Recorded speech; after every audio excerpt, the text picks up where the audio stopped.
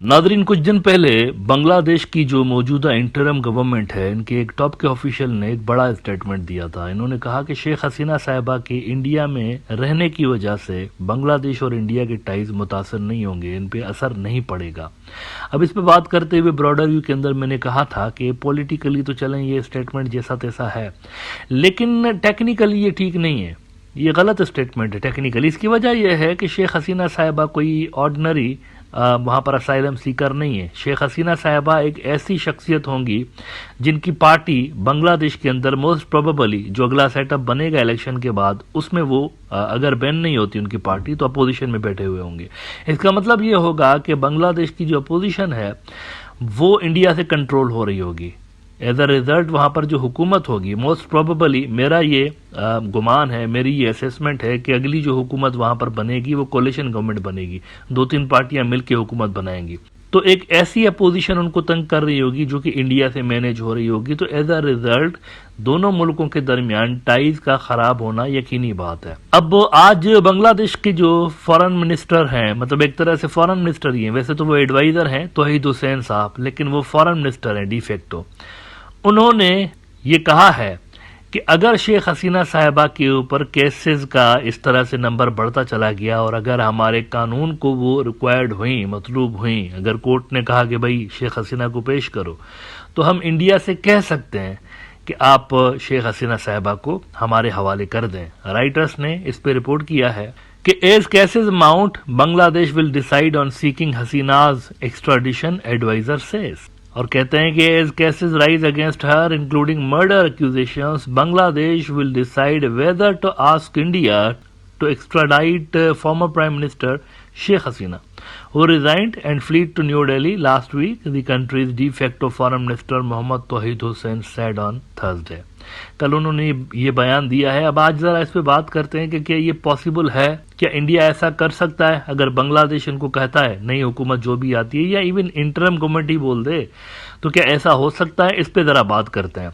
देखिए, बांग्लादेश ने और इंडिया ने 2013 में शेख हसीना की ही गवर्नमेंट थी, शायद ये उनकी 2009 वाली गवर्नमेंट का आखिरी हिस्सा चल रहा था, तो उसमें इन्होंने एक ट्रीटी साइन की थी। उस ट्रीटी के अंदर दोनों मुल्क पाबंद थे, एक दूसरे के वांटेड लोग हैं उनको हवाले करने के लिए पाबंद है। ये 2013 में दोनों ने ट्रीटी साइन की हुई है। नाउ यू माइट आर्ग्यू कि जी ये अगर ट्रीटी है तो फिर तो बड़ा आसान है, फिर तो शेख हसीना को सिर्फ बांग्लादेश की गवर्नमेंट कहेगी और ये हवाले कर देंगे, इनको करना पड़ेगा, लेकिन ऐसा नहीं है। थोड़ी सी कॉम्प्लिकेशन इस मैटर के अंदर है। इस ट्रीटी को 2016 में फिर 3 साल के बाद थोड़ा सा अमेंड कर दिया गया था और ये इंडिया की ही फरमाइश पे अमेंड किया गया था बेसिकली। और इसके अंदर एक नई क्लॉज डाली गई थी कि जो पॉलिटिकल असाइलम सीकर्स होते हैं, यानी सियासी कैदी जिसको आप कह लें, उनको हवाले करने के लिए पाबंद नहीं होगी। ना इंडिया ना बांग्लादेश ये पाबंद नहीं होंगे सियासी कैदियों के लिए। तो यहां पर अब देखना यह है कि इंडिया क्या स्टेटस देता है शेख हसीना को। मतलब अभी तक तो वो क्लियर नहीं है, अभी तक उन्होंने कुछ फैसला ही नहीं किया इनके हवाले से। अभी तक वो सिर्फ सेफ हाउस में मीटिंग्स चल रही होती हैं इंडियन टॉप ऑफिशियल्स की और शेख हसीना साहिबा के दरमियान, अवामी लीग के जो लोग हैं इनके दरमियान मीटिंग्स चल रही होती हैं, कोई फैसला नहीं हुआ अभी तक। तो ये दोबारा फिलहाल तो कुछ दिन इनको री इंस्टॉल करने के चक्कर में लगे हुए थे ना, वेस्ट में और अमेरिका से बातचीत कर रहे थे कि किसी तरह से दोबारा इनकी जगह बने, लेकिन जगह बनी नहीं है। अब देखना यह है कि इंडिया इनको क्या वहां पर पोजीशन देता है, क्या ये इनको पॉलिटिकल असाइलम की पोजीशन देते हैं। अगर ऐसा होता है तो इंडिया इनको हवाले नहीं करेगा, इंडिया साफ साफ मना कर देगा बांग्लादेश की नई गवर्नमेंट को कि हम इनको नहीं देंगे, और एज अ रिजल्ट दोनों मुल्कों के दरमियान टाइज खराब होंगे। और अगर टाइज खराब होंगे तो इंडिया बहुत कुछ लूज कर सकता है। इसकी वजह यह है कि इंडिया जो भी ट्रेड करता है साउथ एशिया में, तो सबसे ज्यादा जो ट्रेड होता है इनका वो बांग्लादेश के साथ होता है। बड़ी भारी भरकम किस्म की इंडिया की इन्वेस्टमेंट भी है और ट्रेड भी इनका सबसे ज्यादा यहां पर हो रहा होता है। द प्रिंट ने रिपोर्ट किया है कि India enjoys a healthy trade surplus with Bangladesh, the political crisis can hurt trade FTA chances. Bangladesh, a major export market for India, is already grappling with inflation and unemployment, the unrest can worsen the situation impacting import demand. वहां पर already वैसे import demand गिर गई है. ये जो इतने अरसे के दौरान वहां पर डिस्टेबलाइजेशन रही है तो चीज़ों की डिमांड वहां पर गिरी है और ख़ास तौर पर इंडियन जो गुड्स हैं उनकी डिमांड गिरी है.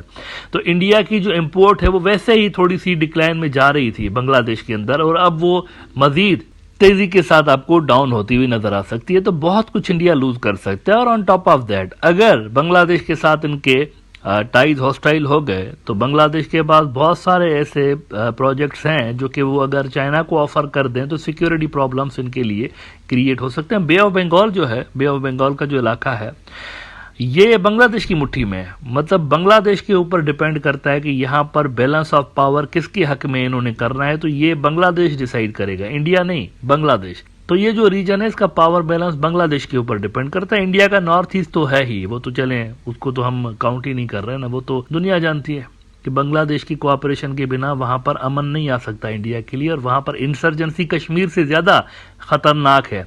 आप खालिस्तान और कश्मीर भूल जाएंगे, इतनी ज्यादा वहां पर इंसर्जेंसी है नॉर्थ ईस्ट में. तो वो बांग्लादेश की कोऑपरेशन के बिना इंडिया मतलब नहीं कंट्रोल कर सकता.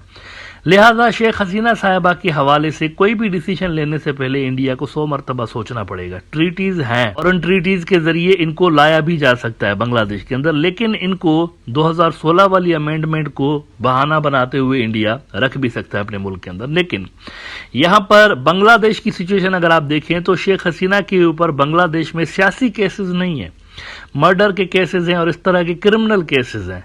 तो बांग्लादेश जब रिक्वेस्ट करेगा इंडिया को कि इनको हमारे हवाले करें तो ये सियासी रिक्वेस्ट नहीं होगी, ये purely legal point of view से रिक्वेस्ट होगी कि ये शख्सियत हैं, ये हमारे मुल्क के अंदर XYZ क्राइम्स के अंदर, सीरियस क्राइम्स के अंदर मुलविस हैं और हमारी जो आपके साथ ट्रीटी है उस ट्रीटी के नतीजे में आप बाउंड हैं इनको हमारे हवाले करने के.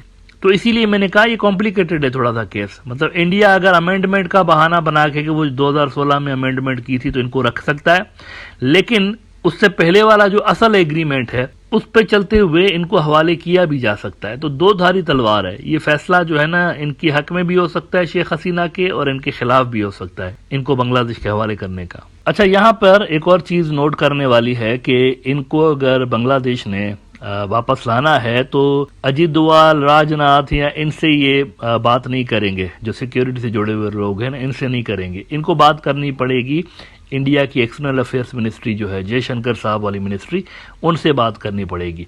क्योंकि ये जो लोगों को हवाले करने का, दूसरे मुल्कों के हवाले करने का जो मैटर है ये एक्सटर्नल अफेयर्स मिनिस्ट्री जो इंडिया की है वो देख रहे होते हैं. ये उनके हाथ में होता है कि ये किसको हवाले करते हैं नहीं करते, ये उनके हाथ में होता है. नाउ आखिर में थोड़ी सी बात इस पे कर लेते हैं कि एक ट्विस्ट भी यहाँ पर कहानी में आ सकता है किसी भी मौके पे. बांग्लादेश की जानिब से इंडिया को शेख हसीना को उनके हवाले करने वाली रिक्वेस्ट से पहले ये भी हो सकता है कि इंडिया किसी तीसरे मुल्क के अंदर शेख हसीना साहिबा के रहने और असाइलम का बंदोबस्त कर दे अपना डिप्लोमेटिक इन्फ्लुएंस इस्तेमाल करते हुए. भाई अभी भी कुछ मुल्कों के ऊपर शेख हसीना साहिबा का इन्फ्लुएंस तो है ना, लेकिन मोस्ट प्रोबेबली अगर वो ऐसा करते हैं तो किसी ऐसे मुल्क के अंदर असाइलम का वो कोशिश कर सकते हैं जिसकी बांग्लादेश के साथ इस तरह की ट्रीटी ना हो मुल्जमान को हवाले करने की.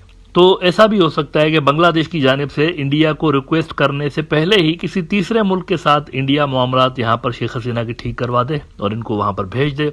ऐसा करने से इंडिया अपने ऊपर कम से कम ये जो सरदर्द होगा कि बांग्लादेश के साथ उनके फ्यूचर में टाइज खराब होंगे या नहीं होंगे, ये वाला सरदर्द इंडिया कम से कम कर सकता है वहां पे. तो यहाँ पर ये तीसरा जो फैक्टर है इसको भी नजर में रखिएगा, क्योंकि प्रोबेबली आगे चलकर किसी न किसी स्टेज पे मुमकिन है कि इंडिया इस ऑप्शन पे अमल कर दे.